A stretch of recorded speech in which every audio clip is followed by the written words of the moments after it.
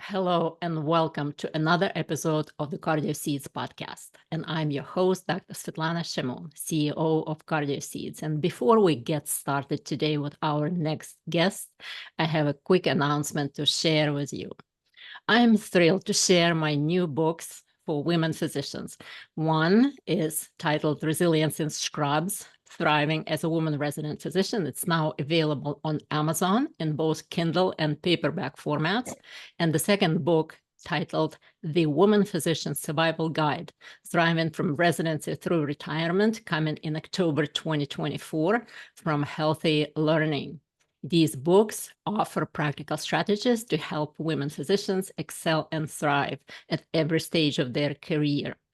And I'm also exceptionally excited to introduce Wellness Farm by Cardio Seeds. This is a fun, educational new tabletop game for families with kids ages 3 and plus, and it teaches the pillars of lifestyle medicine, healthy lifestyle in an engaging, fun way. It will launch commercially in 2025, and we are currently looking for our testers for this game. So if you want to be among the first people to test this exciting new game and receive a free copy of the game upon release, so please contact me through my Cardio Seeds website or email me at shamon@cardioseeds.com, and I will really appreciate it. And with that, let's get started. And this year, as you know, the Cardio Seeds podcast hosts several members of the American College of Lifestyle Medicine. This is our special series of the American College of Lifestyle Medicine. And today we have an amazing, amazing guest, and I'm exceptionally excited to have him on today. Dr. Hillel Harris is a dual boarded certified emergency and lifestyle medicine physician with no less than 16 years of experience as an attending physician in an emergency room. He completed his emergency medicine residency at Wayne State University, Detroit Medical Center in 2008. And he is also a certified nutritionist with the International Society for Sport Nutrition. And he is credentialed as an exercise is medicine specialist by the American College of Sports Medicine. So with no further delay, with such an amazing certifications and background behind him, Dr. Hillel Harris, welcome to the Cardio Seeds podcast. It's my honor and pleasure to have you on today. Thank you so much, Lana. It's great to be here with you. Absolutely. Hillel, so let's start with your journey into lifestyle medicine. You are an emergency room physician. And why and when did you decide to go and become board certified in lifestyle medicine? What motivated you? Yeah, that's a great question. Well, lifestyle medicine is an emerging field that focuses on healthy living, such as nutrition, getting enough physical activity, and supporting our mental health by engaging in activities that support vitality. So shifting the focus onto prevention and through lifestyle changes is how we can both, treat and prevent chronic and acute medical conditions. What prompted me to get involved in lifestyle medicine was seeing unmanaged chronic conditions showing up in the ER shift after shift. And over time, you start to see the trends. And I identified more of a need for better chronic care management, and lifestyle medicine really struck a chord with me. Mm-hmm. Mm-hmm. I also saw that the acute presentations were often manifestations of an underlying chronic disease process that also resulted from poor lifestyle choices. Mm-hmm. How do you integrate in this case when you're a busy physician in the emergency room and people are coming and going, like hundreds of them per shift, essentially? How do you integrate those, the urgency of emergent care and long-term benefits of lifestyle modifications? And I guess the continuation of this question would be, have you seen already the long-term benefit of lifestyle interventions in your patients, or do you see them, or do you know what happened to them? How do you manage that?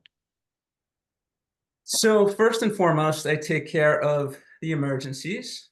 But, and of course, I have to take care of the flow of the emergency department. So with a waiting room full of patients and trying to move patients through the emergency department, plus all of the metrics that I'm responsible for, throughput, length of stays, patient satisfaction, documentations, ER bounce backs, all of the regular duties that I have running an emergency medicine department can make it obviously very challenging. And of course, everybody wants to know, how in the world can you focus your energies on lifestyle medicine? Right. But the way that I approach it is that lifestyle medicine is really healthy living. It's healthy habits. It's learning about, the choices of the food that we make, being physically active, and addressing mental health. They're all related to, whether or not we get sick, whether or not patients have emergencies, and being able to just ask the right questions sometimes is a way that we can really, really help our patients, set them on their journey towards, towards health. And so while it's very difficult to engage with every single patient about their lifestyle habits and their food choices that they make, there are definitely moments where it's very, very important to do so. And not doing so is really a potential missed opportunity Mhm. to make an impact on a patient's life. And remember, this might be the only touch point that a patient has with the medical system or a medical provider. Mhm. Um, it might be the only time they see a healthcare practitioner. Mhm. And so it's actually very important to identify those moments when we can make a change for our patients. Mhm. So you find time naturally, and kind of during your flow of the conversation, your flow of the workday, you find time to squeeze those lifestyle medicine pillars, right? The pearls into your conversation with patients so they remember. Do you have any information for them? Do you have any booklets or any visuals for them to review when they leave or before they leave the emergency room department, or to go home with, to go through? Well, part of what I've been involved with recently is actually creating a digital tool, a digital health solution for patients that you're describing. Um, for exactly that requirement is that often they'll leave without the right information, but my goal is that they can sort of get followed up by other lifestyle medicine minded practitioners. Mhm. Lifestyle medicine is really a lot about just prevention, disease prevention, and living a certain way where you maximize your chances of having better health. Obviously, it's no guarantee, but Mm. um, being able to sort of set the patient on the journey to then follow up with their primary care provider, or specialist is important. And so a digital tool will come into play and will be able to help streamline that process. Mm. That's amazing. So how would the visual tool look, and how the patients will be able to use it? Well, this is a diagnosis-specific lifestyle plan for patients once they leave either the care in the emergency department or the care of their primary provider or other specialists. So it's sort of a health coaching tool that will help patients in between visits when they're no longer face to face with their provider. Mhm. So they will be able to connect to the tool to maybe choose a provider they want to follow up with, right? Lifestyle medicine provider, and then follow up the diet, exercise instructions, et cetera, or motivational also things, right? The stress reduction tools, all will be incorporated. So they will have access. Will it be free access, or they will have to use a membership of some sort? It'll be free for patients. Free for patients. This is amazing. This is really, really good. I like it. And how you plan to incorporate other practitioners to participate in this journey, to join the tool, to become providers for your patients? How are you going to do that? Well, that's going to take, you have to find out what providers, what their needs are, because right now with lifestyle medicine, it takes a lot of time, and a lot of busy clinicians either were not trained in lifestyle medicine or not board certified, or just don't have the right type of resources, and this sort of augments and kind of streamlines that process. It delivers really high quality care from the provider's practice right to the patients.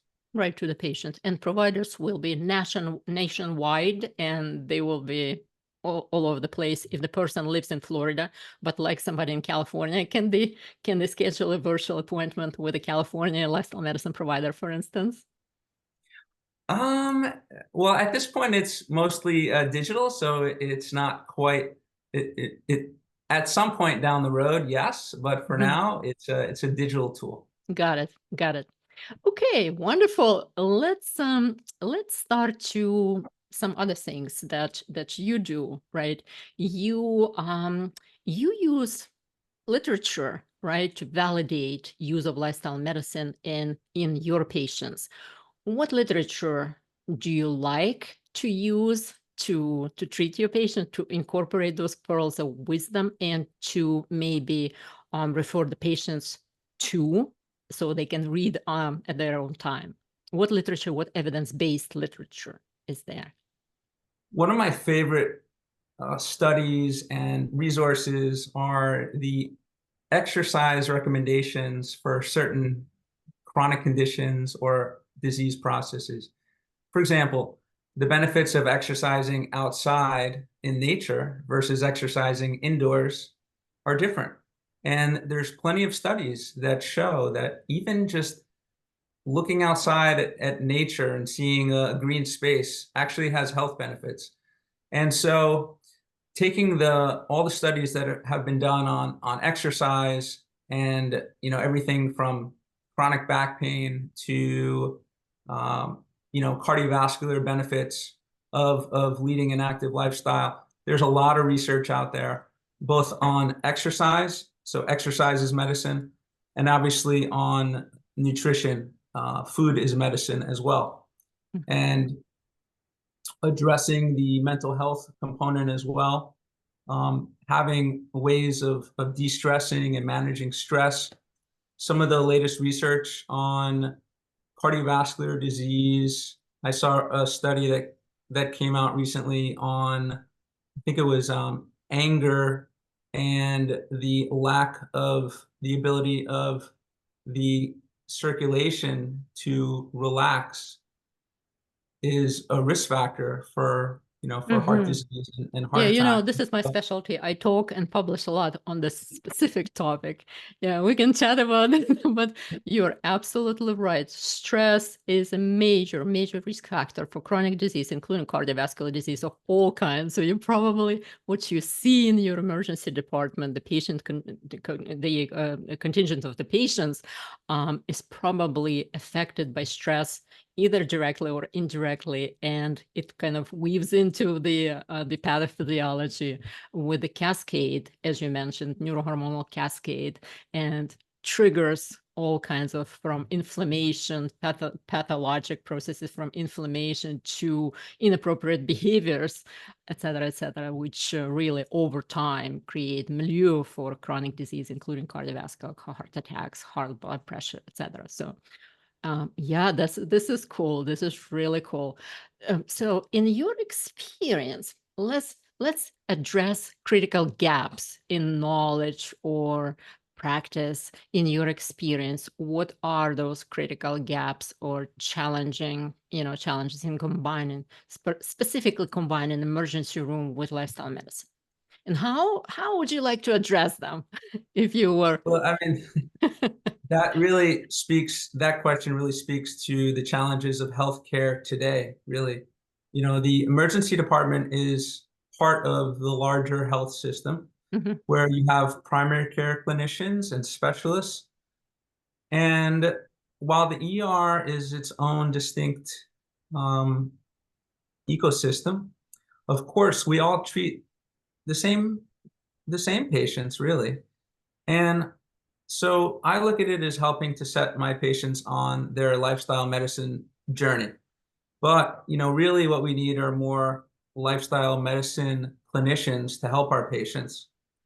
So while the ER might be the initial touch point, having continuity of care when patients leave the emergency department, I think the continuity of care with colleagues who focus on lifestyle medicine is going to be a real key going forward. mhm, There's 130 million ER visits annually in the US. So of course, emergency departments need to focus on the acute emergencies. So while we also provide care for the underserved, the underinsured, the homeless, and population suffering with substance abuse, mental health disease, mhm. don't get me wrong, I'm more than proud to provide services to our most neglected folks in society. And the reality is that I foresee us continuing to do so. But what I wish is that people had greater access to ongoing continued care resources.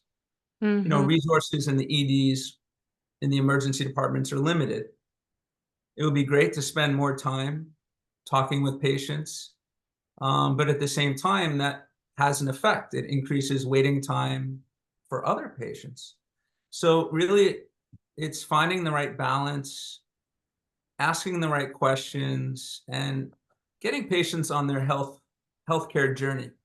Mhm. And some of the techniques that I use that can help expedite this process or make it more efficient are using the same principles from the American College of Lifestyle Medicine. So motivational interviewing, asking open-ended questions, assessing how ready somebody is to make changes, right? To These are make things changes, yeah. Mhm, mhm. you and I Readiness have for readiness for heard about. change. Yeah.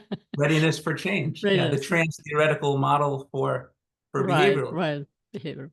And so that's something that I really am very tuned into when I talk to patients, specifically when I speak with, let's say, young patients who have very high blood pressure in the ER. It may or may not be the reason for their visit to the ER that day, but for sure, finding out, what might be going on that's causing that high blood pressure. Is it, you know, they're not sleeping well? Is Mhm. it, their stress is very, very high? Stress, drugs, stresses, life stresses around job stresses, right? Yeah, Family stresses. yeah. Yeah. But, in the ER, we try to establish that Mhm. rapport and trust right away. And that allows us to maybe find what might be the key to helping that patient. And so, Yeah. that's lifestyle medicine, but it's also just good medicine. It's That's good. the It's art of good medicine. medicine. Yeah. It's the It's art of medicine, real. It's really. an art of medicine. It's real medicine. Exactly. And the readiness for change. So this is what I start with. This the first thing we determine with my future patients or not patients. Maybe they don't suit to be patient, right? Are they ready for change? And if they're not, we work on their readiness as the first thing, first step of the way. Um, Hillel, let's see, because you were mentioning that you would like this thing to work differently, lifestyle medicine, continuity of care after they leave the emergency room. Maybe they spend only so much with the physician. Maybe the emergency room physician is the only one, or maybe just one of a very few people they have ever seen in medicine, right? So our professional organization, the American College of Lifestyle Medicine, is big. It's big on policies, it's big on innovations, it's big on supporting providers. What can they do? What can they do, the American College of Lifestyle Medicine and organizations like them? Can they play a major role or a bit larger role for integrating the lifestyle medicine into emergency care? And if so, then how? Well, when I founded the Emergency Medicine Lifestyle Medicine Member Interest Group 3 years ago now, and we had 5 emergency clinicians who were board certified in lifestyle medicine.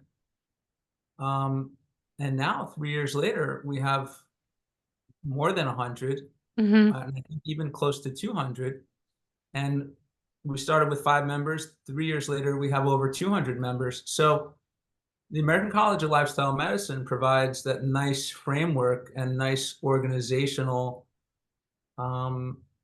place for like-minded clinicians to meet and really come up with practical applications for how we can weave in lifestyle medicine into a place like the emergency department. Do you think we can get more emergency room physicians and nurses on board?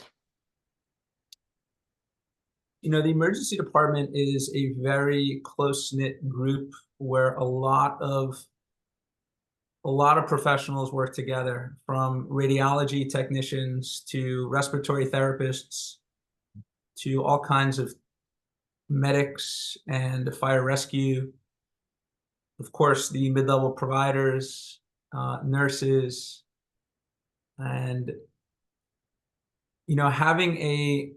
having a sense of leadership. So if the clinician is practicing lifestyle medicine, I've seen it have effects, very positive effects, to the working environment around. So I think all of those things are important for lifestyle medicine to succeed in the emergency department.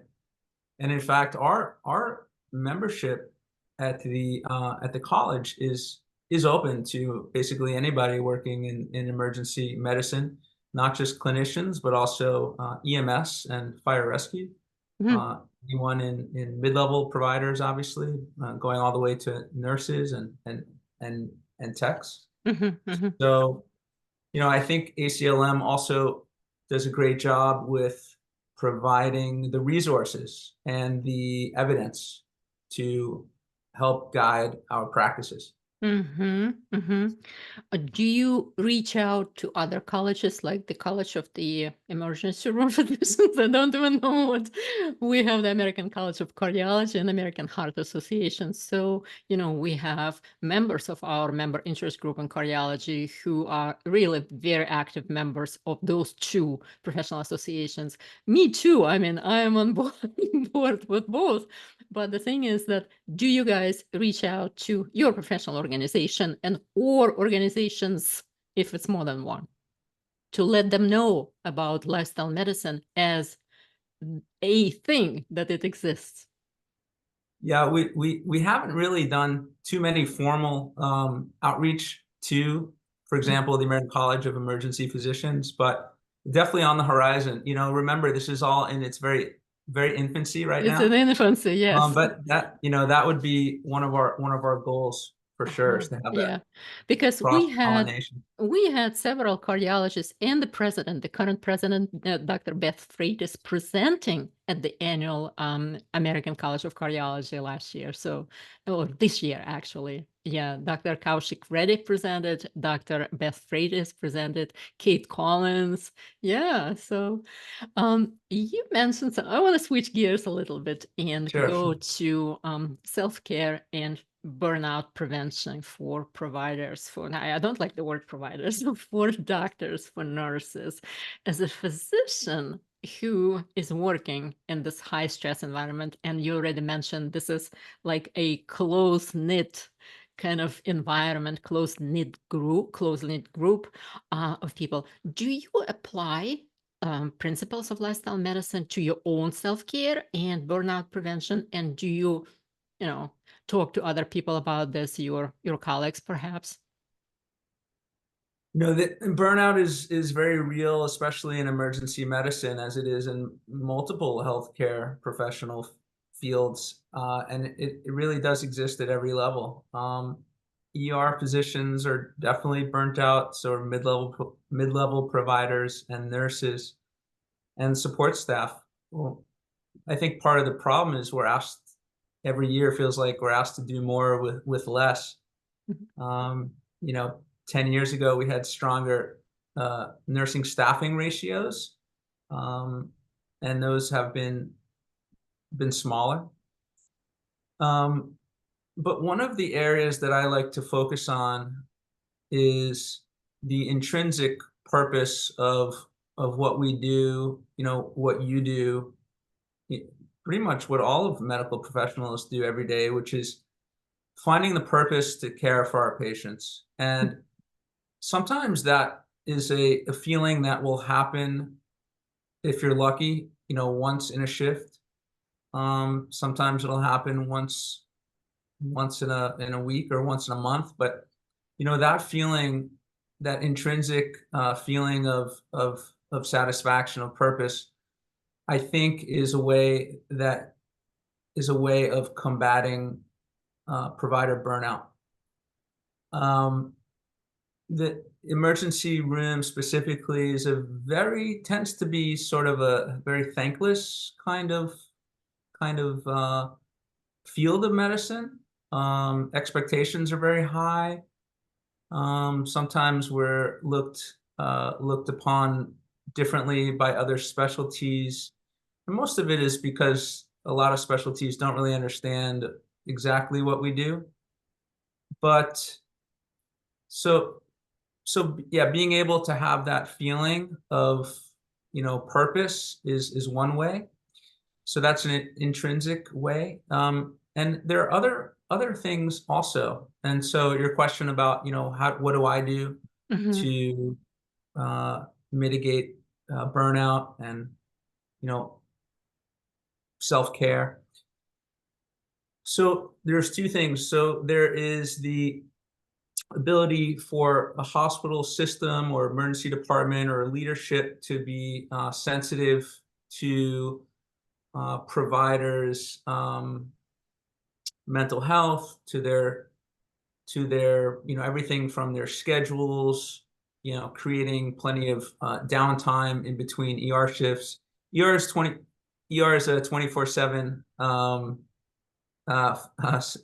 hours are 24/7. So you have to pay special attention to limit the shift sleep disturbances using certain types of scheduling strategies. So those are very important. And I lost my train of thought for a second, but I was going to say No, one more it's thing.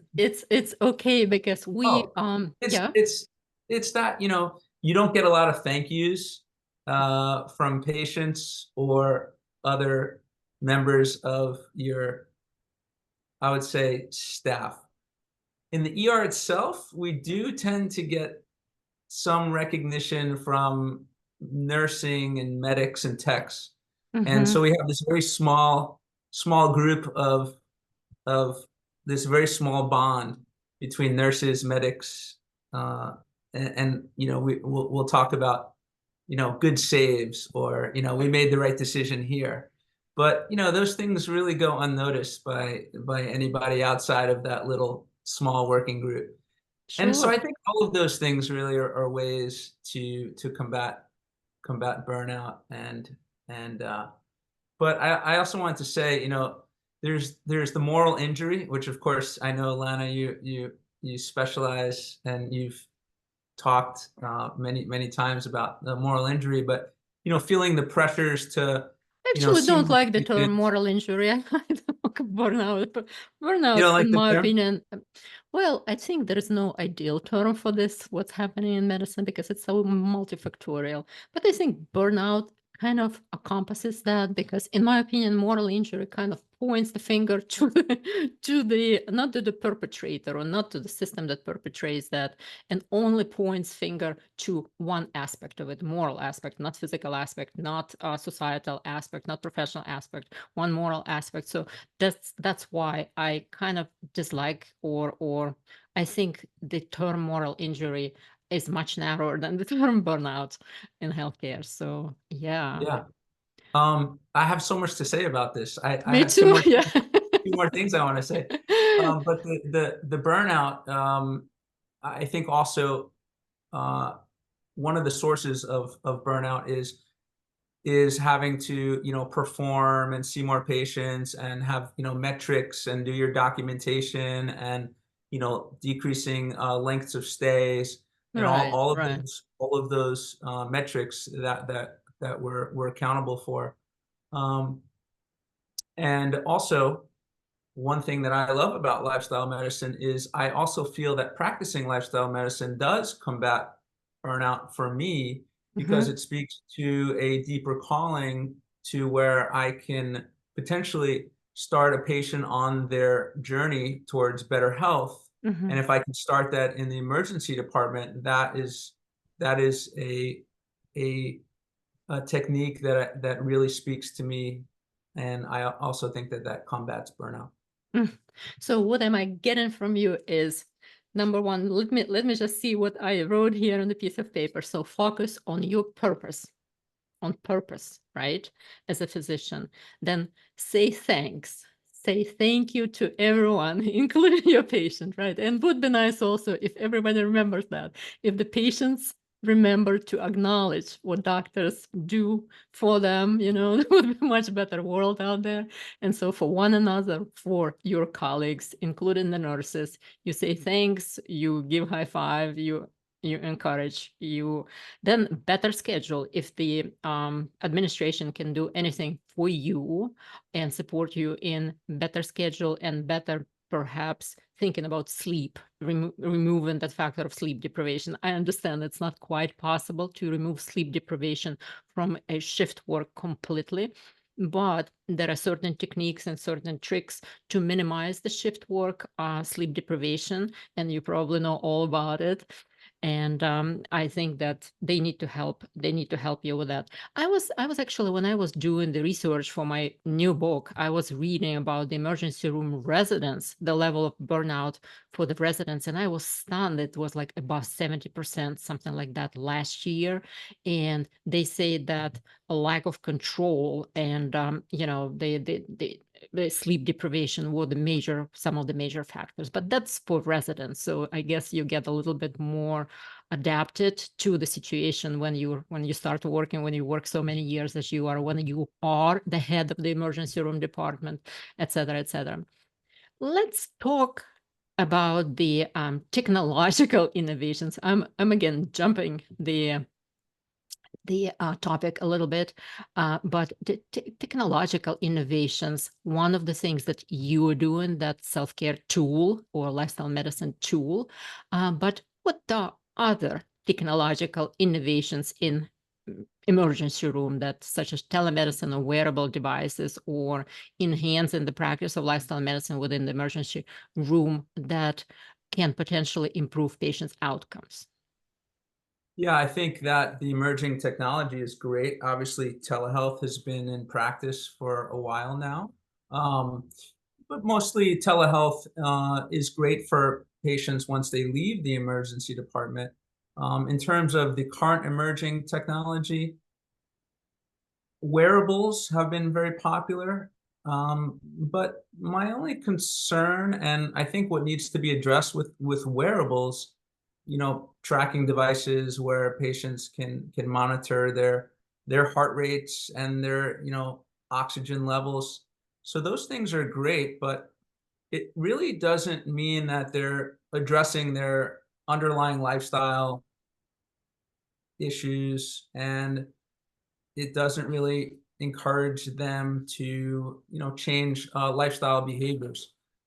That really needs to come from clinicians. And so, everything in healthcare really comes back to lifestyle medicine. And regarding the emerging tech, yes, it can help. I think it's a great addition. But really, I think the focus needs to be on getting patients on the right path towards committing to lifestyle changes and reinforcing that message from the ER to their primary care provider. And the technology can help support them in that journey. But the tech by itself, I don't think is the answer. Is the answer, yeah. Right. Tech is a supplemental tool, essentially, support to get them on this journey and get the patient on the right track. Right. So with that, what is your vision for the next 5 to 10 years? I don't like to jump too far. 5 years is a good time for me personally to kind of plan ahead. So what are your plans? What are your visions? What's going to happen with Dr. Hillel Harris in the next 5 years? So, I see that hopefully there's more of a integration of the emergency department into the broader healthcare system. The emergency departments and primary care clinicians and specialists will be able to work a little bit closer together. Hopefully, there'll be more board certified lifestyle medicine clinicians and those who prevent disease prevention and good healthy habits. And I think American College of Lifestyle Medicine is doing a great job at getting that message out. I want to personally keep getting better at asking my patients the right questions and looking for the clues and the cues for to initiate that discussion, to and get them on the path through motivational questions, the path towards better health, by being supportive, showing them how to make some changes to their daily lives that can impact their health and well-being. And of course, Obviously, using the digital tool of yours also will help a lot. People who have I think computers, who have access to computers, or computer savvy, essentially.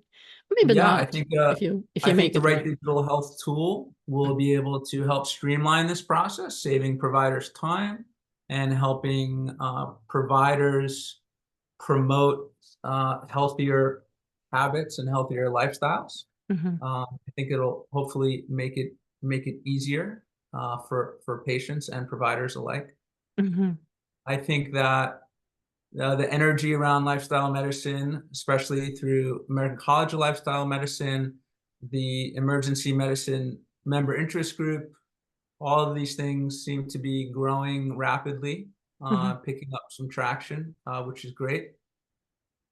I think that with the talk of value-based care, I think lifestyle medicine is going to be the path forward to achieve the goal of value-based care. I think lifestyle medicine is the way to achieve value-based care.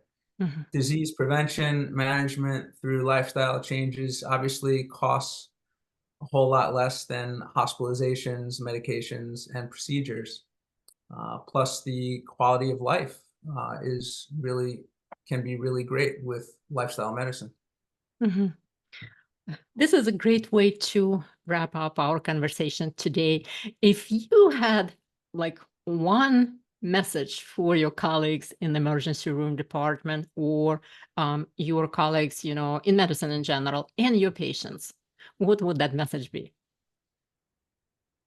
Listen to your patients. They're always trying to tell you something that may not be on the surface, but if you listen carefully, you might find some opportunities to really make an impact in their lives. Mm-hmm. Mm-hmm. This is a very good one. I really like this one. Listen, and they always tell you something that's going on. I always like to say it to my patients, hey, it may be something, maybe a bunch of tests for you, to go through, but what you are telling me now, it's like 90% of the diagnosis already. So listen to their feelings, listen to what they're saying, and introduce those pillars, valuable pillars of lifestyle medicine in their lives gradually but surely. And I like that you said we are just starting. And in my opinion, I agree with you completely that we just scratched the surface with lifestyle medicine, that this is the future of medicine. This is the future of the value-based care, period, at the end of the discussion. And other people, many practitioners would argue, they say, a bunch of charlatans, the lifestyle, like the Academy of the American College of Lifestyle Medicine. No, we're just going to prescribe pills and procedures. We shall see to that. I mean, the pills and procedures aren't going anywhere, of course, but we're going to reduce that burden of disease on our society in 10, 20, 50 years. And that's going to be a different medicine. That's going to be different America. And it's going to be a much more prosperous and healthier America than it is now. And I'm certain about it. And all around the world, the movement is picking up. So it's so exciting and so amazing. And with that, I would like to wrap up today's conversation, Dr. Hillel Harris. Hillel, thank you so much for your input, for your expertise, for your enthusiasm, for your innovations, and for your contribution to the field of wellness and lifestyle medicine. Thank you for being here today. Lana, thank you so much for having me. It's my pleasure. Absolutely. And, to wrap it up, the special series on lifestyle medicine featuring our members of the American College of Lifestyle Medicine. Today, I'm really filled with gratitude and admiration for you guys, because you all inspired me so much, so deeply this year. I cannot even express it. To all my ACLM guests and colleagues this year, thank you for your energy, for your dedication, for your unwavering commitment to making medicine a better place. And you guys make me incredibly humble and proud. And I thank you for your work. It's been a source of light and hope in healthcare. And with that, we will wrap it up today. It was your host, Dr. Svetlana Shimon. Thank you for listening and tuning in to the Cardio Seeds podcast, and we will see you next time. Thank you. Okay, we did it. Great.